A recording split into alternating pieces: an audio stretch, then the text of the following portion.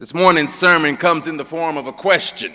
The question is, are you full of the right spirit, or are you full of the wrong spirit? What kind of sermon title is that? Well, Paul tells the church at Ephesus not to be full of that spirit that characterizes the age around them. He just says, don't be drunk with wine. But he's not talking about just wine. He is talking about how they live.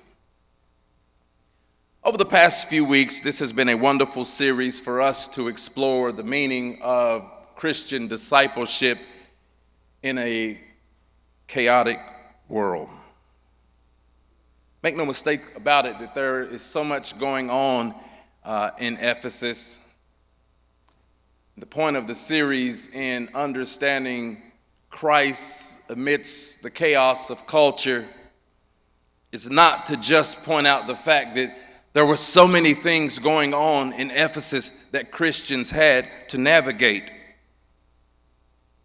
It's also to point at the deeper issue, the deeper reality, that some of what was going on in Ephesus was not just merely chaotic, but that there was corruption that Paul needed to warn them about. And that the corruption has a deeper spiritual dimension. That so often in churches in the pietistic tradition are heavy to tell you, you shouldn't do this, you shouldn't do that, you shouldn't do this, you shouldn't do that. That's sin, this is sin. Instead of helping them to understand that really there is a relationship between what's on the inside of you and what it is that you find yourself doing in the world. The Ephesians were trying to live faithfully in a culture that was often antagonistic to the values of the gospel. You'll notice that what Paul does here, as we are reading a passage out of chapter 5, that he has shifted from this vision talking about the church being seated in heavenly places with Christ, shifting away from talking about the Christ who is going to reconcile all things in heaven and in earth. Now Paul shifts not to what the Ephesians believe, but his concern is how they live. This passage is a part of a broader passage that begins in chapter 4, verse 17, where he begins by saying, you must no longer live as the Gentiles live. The passage begins saying that you were once darkness. Corollary to that is Colossians chapter 1, verse 13, where Paul tells the Colossians that they were under the dominion of darkness. But through Christ, they have become something different, something new. And so he goes on to describe the fruit of goodness that he wants to nurture, that he wants to call their attention to. The fruit of light, which is goodness, righteousness, and truth, urging them to discern what is pleasing. I'm not going to touch the fact that Paul tells the church at Ephesus to wake up, because I don't want to be accused of being a woke preacher. But he tells them to wake up and to rise up, and Christ will shine on them.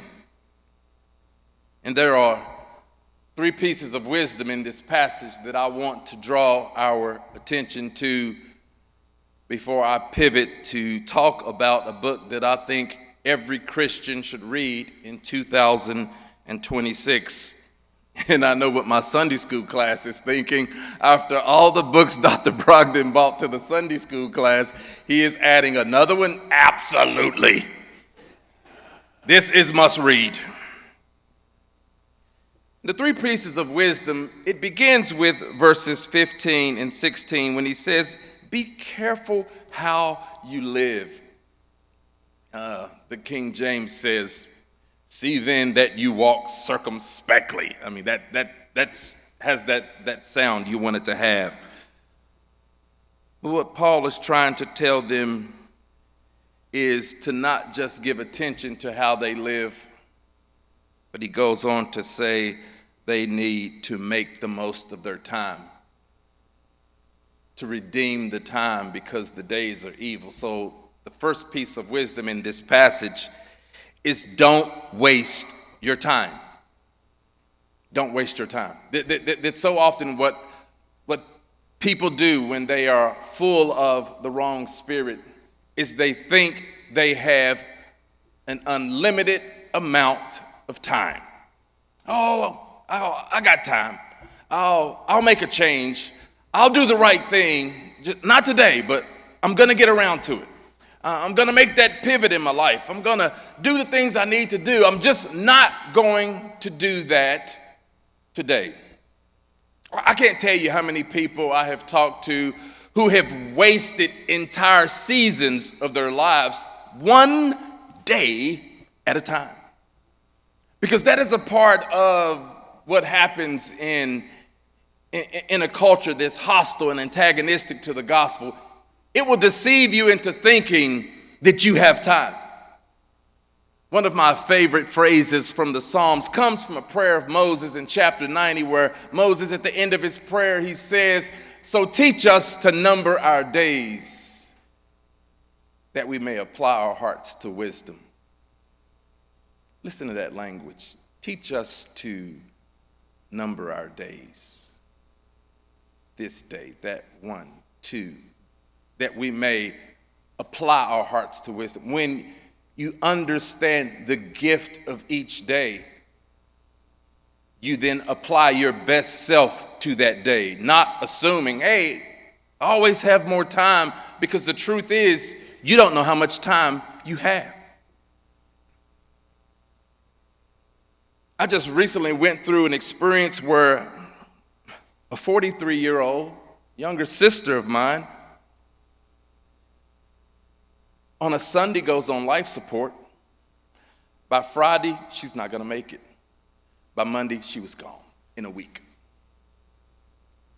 And I'm sure the day before, that never crossed her mind that I'm getting ready to live my last week on earth.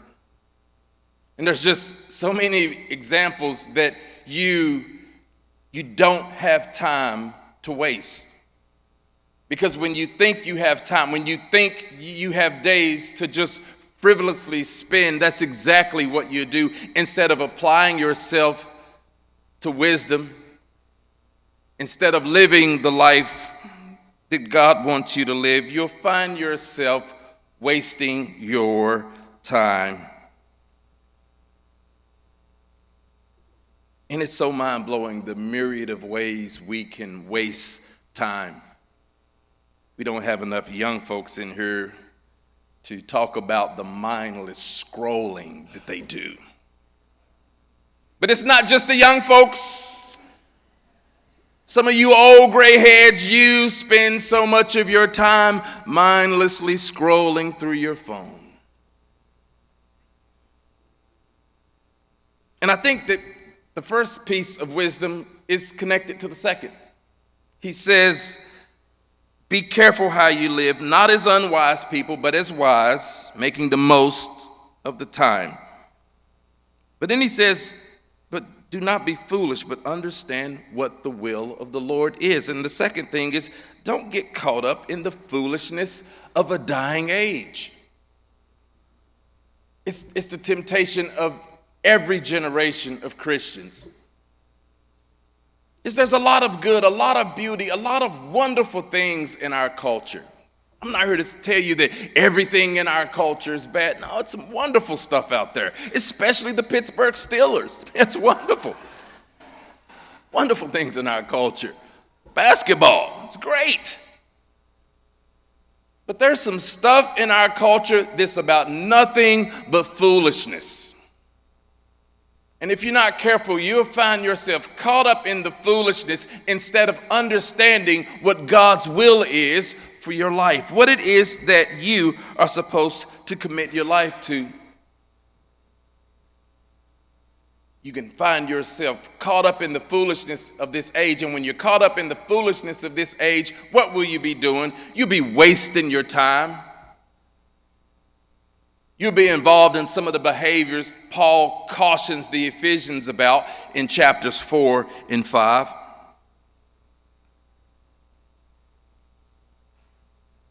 Your culture can be shaped by fear, self-interest, power, but Christians are called to live in the light of God's love, God's justice, and God's kingdom.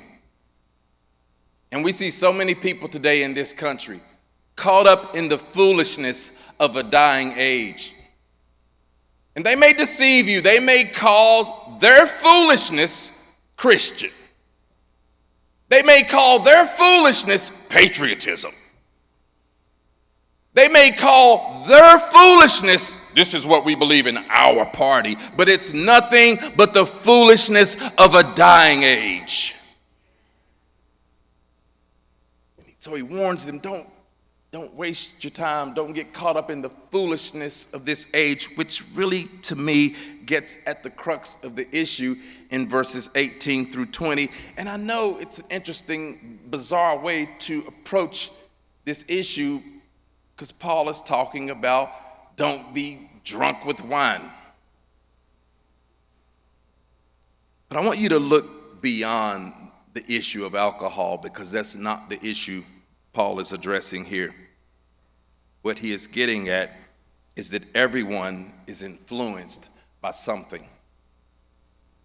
This is a setup to a more fuller exploration of things he's going to explore in the 6th chapter when he starts talking about, for we wrestle not against flesh and blood, but against principalities, against powers, against the rulers of the darkness of this world, against spiritual wickedness in high places. He is going to point them to that there is that animates society.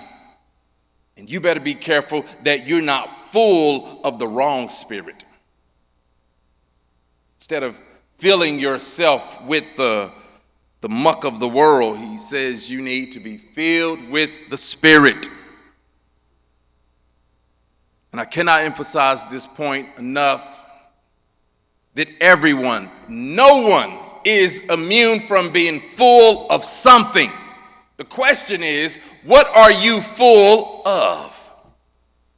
Are you full of the right spirit or are you full of the wrong spirit? Because not only is everyone influenced by something, every spirit, every age has its own spirit.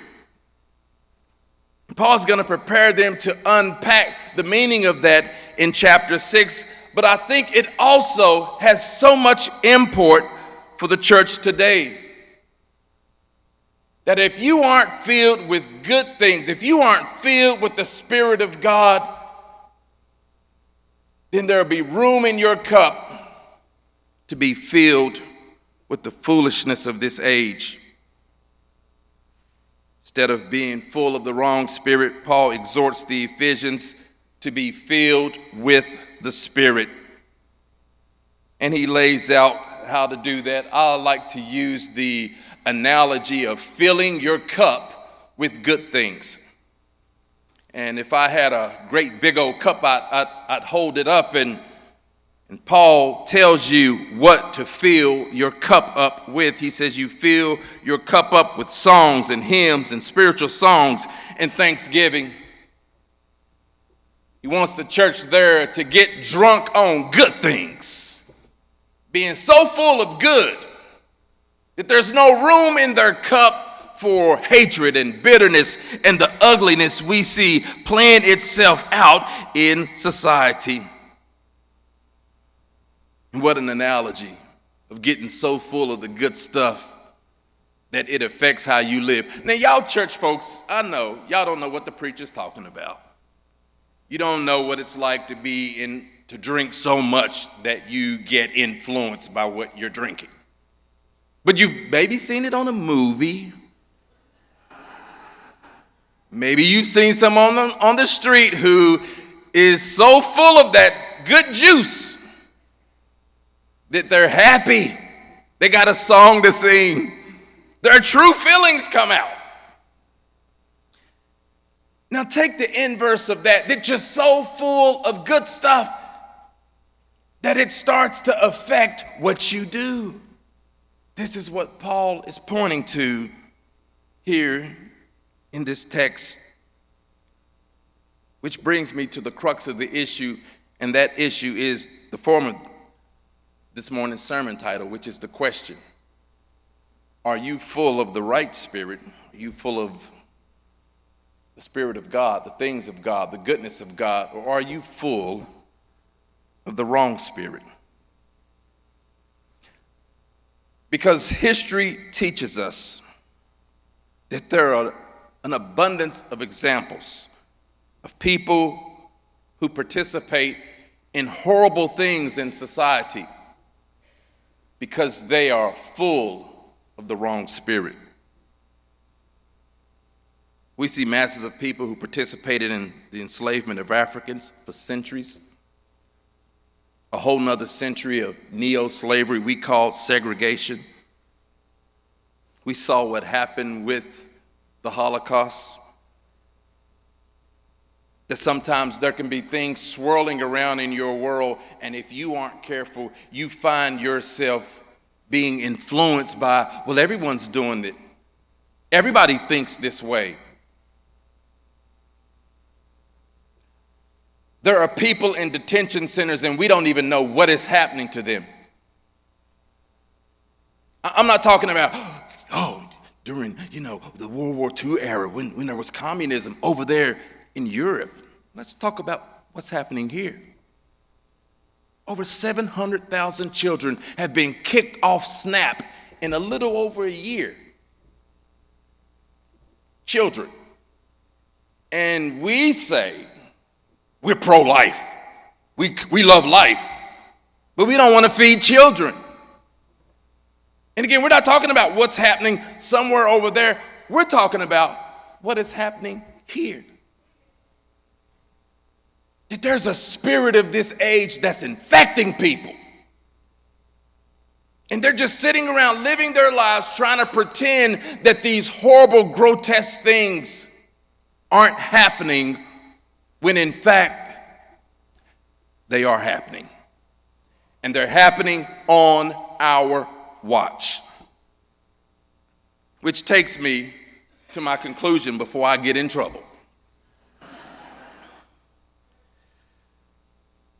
I think the wisdom of this passage is so relevant today. Because I think this country is full of the wrong spirit.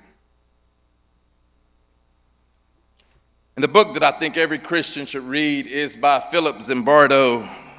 The book is called The Lucifer Effect: When Good People Turn Evil. And I tell you what, we can have a reading retreat. We can find a nice beach and spend a weekend, and you all can read, because it is a massive read. You're gonna not be happy about how big the book is. Or you can cheat and just read the first chapter, maybe the introduction. But what's so important about Zimbardo's research is that he said most people underestimate the power of situations and systems to shape human behavior. In his study, he focuses on how ordinary people can become complicit in evil. That the line between good and evil is permeable. That evil is not always just a them problem. That good people can participate. Good people can do evil. He titled the book The Lucifer Effect because in the Christian tradition, the whole story about the evolution of evil involves an angel created holy, good, but then turns and has legions of angels participating in this rebellion against God and good.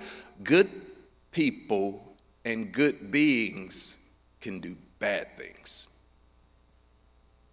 And Zimbardo's work is an invitation, I think, to do some of the same hard work that Paul is inviting the Ephesians to do here in chapter 5 when he challenges them to interrogate what they are full of.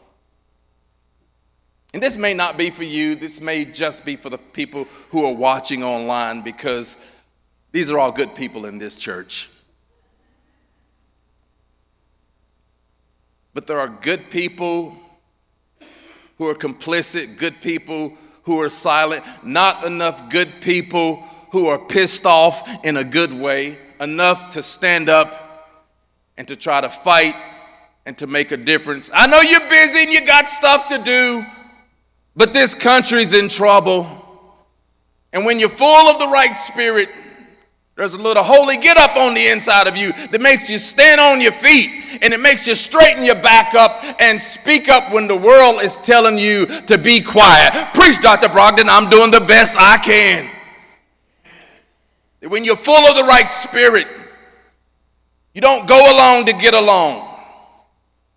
You understand that some of the chaos and the corruption of culture is not what we're called to.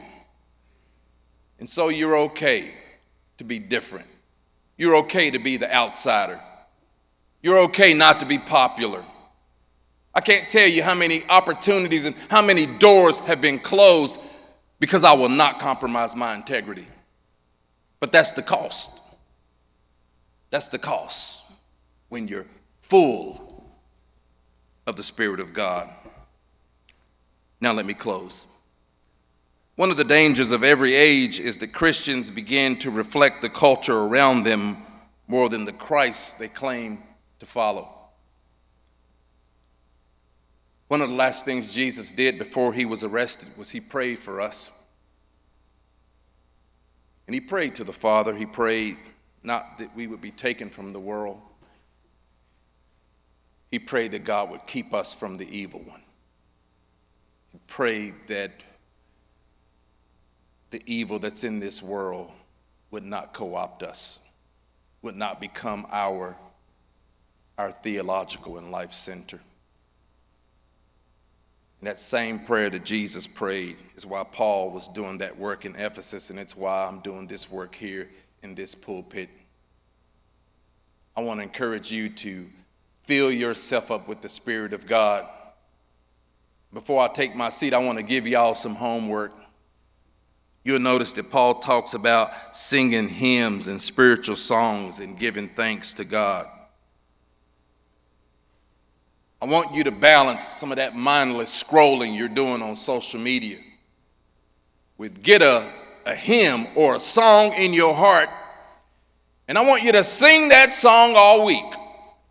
And I'm not saying go cold turkey on your social media, but you need to make sure you're filling your cup up with good things. Because if you spend all your time drinking the garbage of the world, then you wonder why the garbage of the world is just pouring out of you. You need to fill your cup up with some of this good juice, some of these good songs, and get a little drink. And when you feel a little discouraged, pull out one of them songs. Even if you gotta write the words down, you ought to have some songs that you memorize.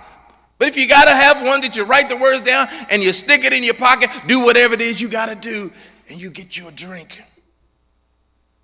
You keep doing the work that God is calling us to do. Thanks be to God.